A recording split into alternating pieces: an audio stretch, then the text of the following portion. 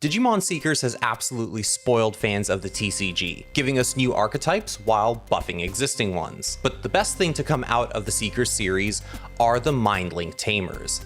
And today I want to focus on my favorite in the roster, Marvin Jackson.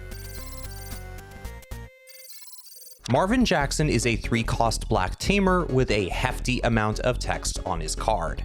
To begin with, Marvin shares the mind link keyword with the other Seekers tamers, which allows you to tuck him into the sources of a Digimon that doesn't already have a tamer there. Marvin in particular can slot under any cyborg, machine, or SOC Digimon's evolution sources, and at the end of either player's turn, you can undo the mind link to spit him back out. While mind linked, Marvin provides that Digimon with both jamming and blocker. Marvin also has a start of the main phase skill to trash a machine, cyborg, or SOC Digimon in your hand to gain 1 memory. That latter skill is quite reminiscent of BT11 Analogman, and when you look at the traits that Marvin synergizes with, you can see the obvious inspiration. On his own, Marvin makes a nice complement to Analogman in Machinedramon decks, and he does see tech usage for trash setup in both Lugamon and the newly refreshed Dorugoromon deck. Jamming is of course nice for a cheeky check, blocker is generally decent, and the ability to gain a memory while setting up your trash is really nice, even if you wish that Marvin would draw a card while he's at it. So altogether, he's a decent tamer, but nothing to write home about compared to, say, Shu Yu Lin. Now, while Marvin is decidedly average on his own, he is actually the linchpin in one of the most compelling black engines that we've received to date. In addition to Marvin himself, there are 4 other cards that work together to create the perfect engine for most black base, cyborg, and machine decks. 2 of these cards released alongside Marvin, specifically BT15 Airdramon and BT15 Megadramon. The former can tuck Marvin when digivolving or on play to de-digivolve something by 1 level. So this cheats Marvin into play, might net you a cheeky swing with jamming, and gives reboot as an inheritable to complement the blocker that Marvin provides. And the latter?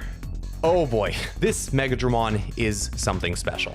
When digivolving or on play, you check the top 3 cards of the deck, tuck 1 cyborg, machine, or SOC card into its sources, add 1 of the same to your hand, and trash the rest. Then on the swing, you can pop a 3-cost tamer or Digimon if you have an SOC tamer in its sources. Finally, Megadramon has the inheritable to de-digivolve anything by 1 level when attacking. Yes, this just so happens to be a fantastic piece of Machinedramon support. It's a level 5 cyborg that can tuck an additional source and provide a potent inheritable for Machinedramon and the many Chaosdramon forms to abuse. But Megadramon is so much more. Its inheritable is not locked to machines like much of Machinedramon's existing support, and Megadramon is not fussy about what level it tucks into its own sources.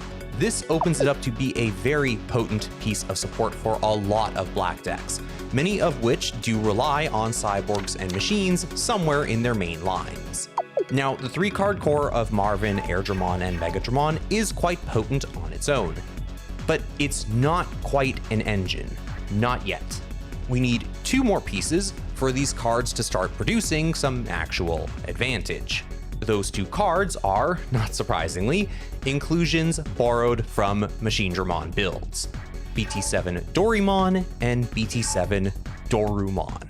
Both gain advantage when a card is placed into their stack's sources once per turn, with Dorimon drawing you a card and Dorumon netting you a memory. Thanks to Marvin's mind link, you have a consistent way to net a draw and gain a memory, and alongside Marvin's start of main phase effect, this combination allows you to remain hand neutral and gain 2 memory.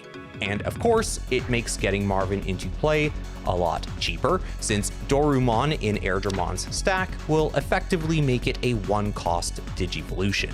Putting these all together, you get a stack that is memory efficient, keeps your hand healthy, nets you extra sources, and confers reboot, blocker, jamming, and de-digivolve to your level 6s. Looking at the actual size of the engine, You could go for full-on consistency and max out your cards at 4 apiece.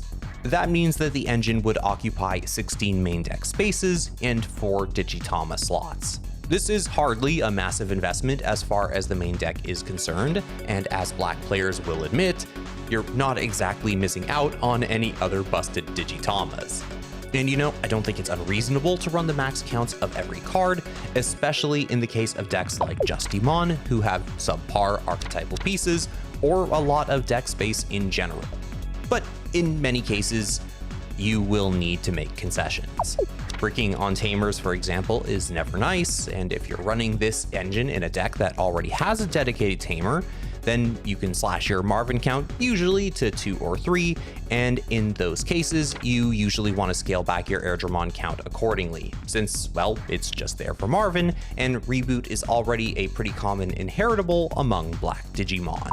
Megadramon is probably a 3 to 4 of in most cases, since you will need other inheritables at times, and there may be better choices if your deck wants to build in the raising area.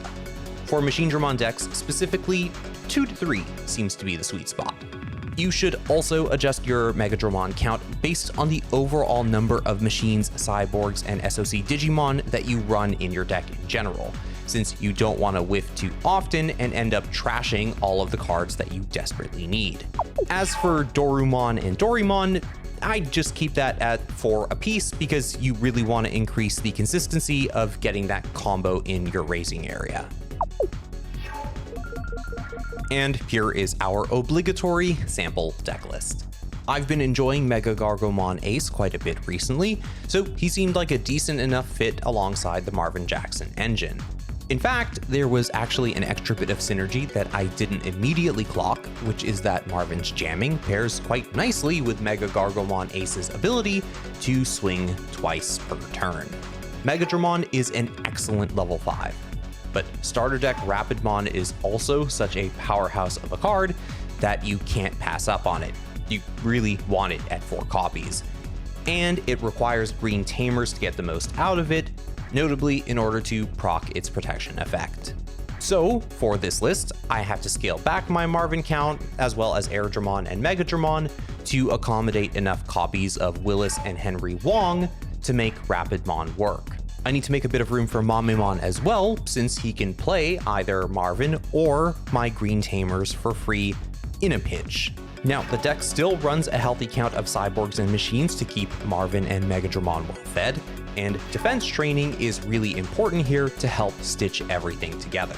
And I think the only other card really worth mentioning here is the old EX1 Gardromon, who can help offset Marvin's hand consumption even more while helping you dig for pieces, especially in a pile like this. Now, obviously, Machinedramon or Justimon would have been slightly easier examples to reach for here, but to be honest, one thing I'm always looking to do in my videos is, encourage you all to think outside of the box. And believe me, there are plenty of machines and cyborgs who frankly deserve a little more attention. I don't think it's an exaggeration to say that the tamers out of Digimon Seekers have opened up a very interesting and creative space in deck building for all of us. And luckily for all of us, there is way more on the way as we head into BT16 and BT17. I mean, seriously, reread these cards because they are a lot more flexible than they let on. And if you don't believe me, maybe you should read Shu Yulin, because we're all about to become very familiar with her as she helps Magnamon X stomp us all into the ground in the next set.